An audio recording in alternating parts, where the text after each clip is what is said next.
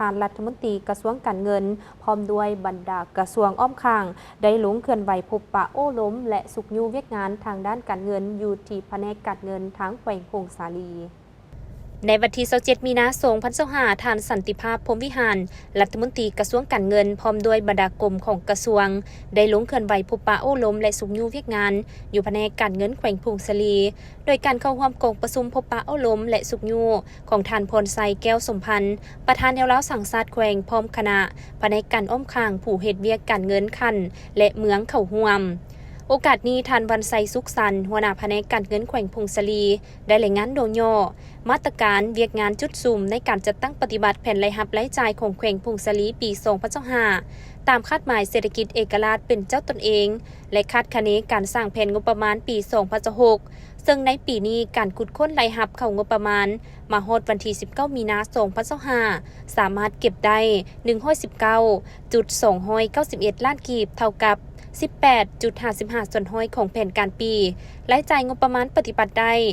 62,163 ล้านกีบเท่ากับ 10.96 ส่วนห้อยจากนั้นบรรดากรมจากกระทรวงการเงินได้ผัดเปลี่ยนกันขึ้นเสนอกลไกการนำไส้รายรับเกินแผนปี 2024 พูด50 ส่วนห้อยของแขวงและการกระเกียมสร้างแผนรายรับรายจ่ายงบประมาณปี 2026 การคุ้มครองฐานข้อมูลรายรับการจัดเก็บอากรประเภทต่างๆผ่านระบบ NSWA Pass การเก็บค่าธรรมเนียมค่าบริการแบบทันสมัยรวมศูนย์อยู่บรรดาด้านสากลการแก้ไขพาหนะบ่ถูกต้องและการกะเกียมแผนปี 2026 ติดพันกับรายรับภาษีการคุ้มครองบรรดาโครงการเฮทัศต่างๆการปฏิบัติดำรัดเลขที่599ทับลบ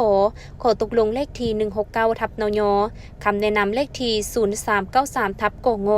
และการกะเกียมสร้างแผนปี